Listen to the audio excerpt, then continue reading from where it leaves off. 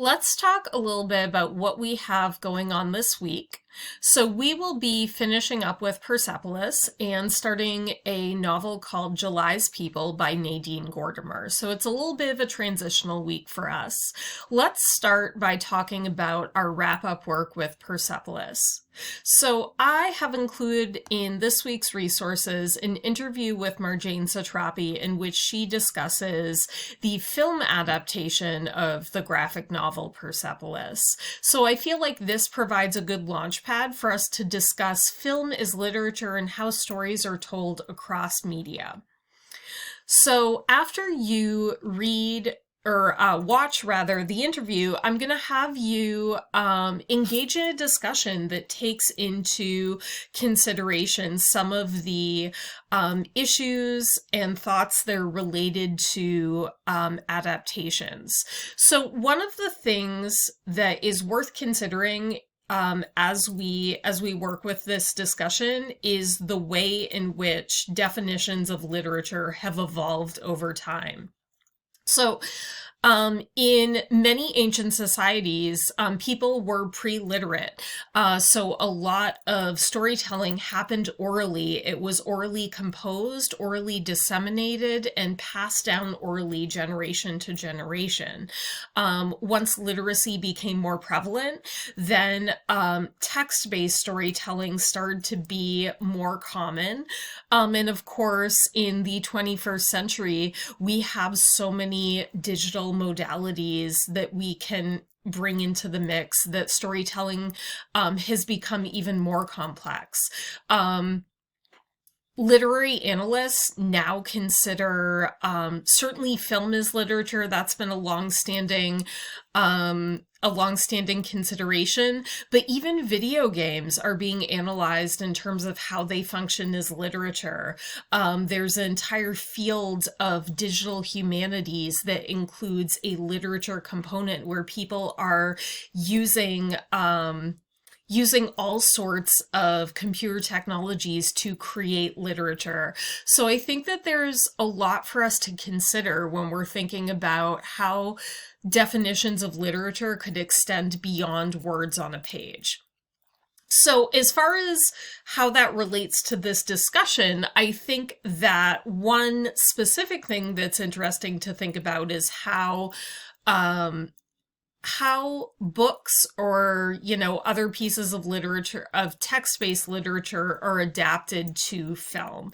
I think that people have a lot of feelings about book-to-film adaptations. A lot of people, love it. They love having the film option. Other people feel like the film never does the book justice.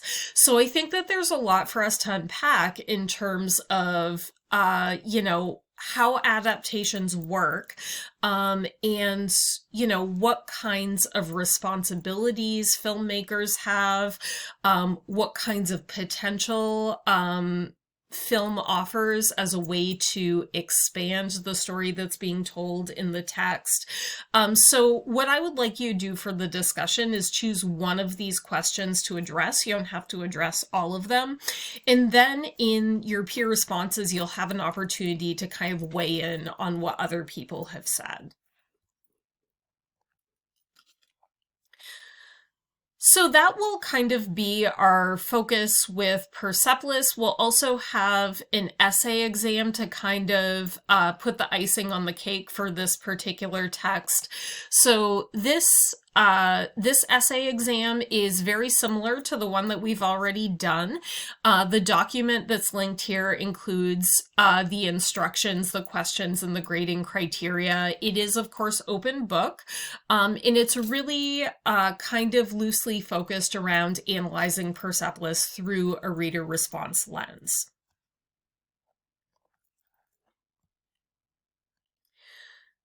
So in addition to wrapping up Persepolis, we're also going to begin our work with July's People by Nadine Gordimer.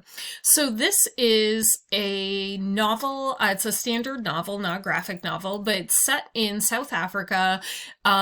It's written by a South African author, and it is particularly interesting because the premise of the novel, or the backdrop of the novel, I suppose, is the ending of apartheid through civil war and revolution. And what's interesting about it is that Nadine Gordimer wrote this book before apartheid actually ended in real life. So in a sense, this book forecasted what was ultimately going to happen as a result of the socio-political situation in South Africa. So I think that this will be something interesting to discuss later on as we talk about how this book has been received and how it has been challenged or censored.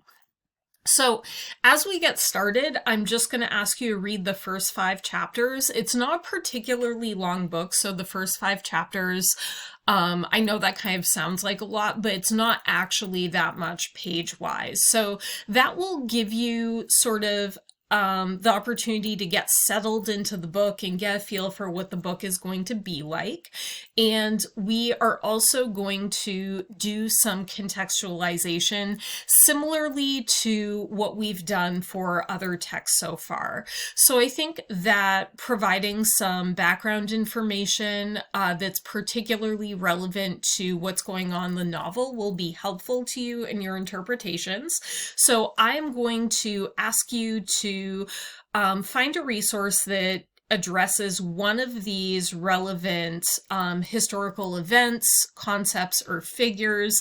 And then as part of the discussion, I'm also going to ask you to look at one of the resources that someone else posted and just really think about how it relates to what you've read in July's People so far. And if you're not quite sure, you can speculate. That's okay. You can sort of forecast how you think it might relate.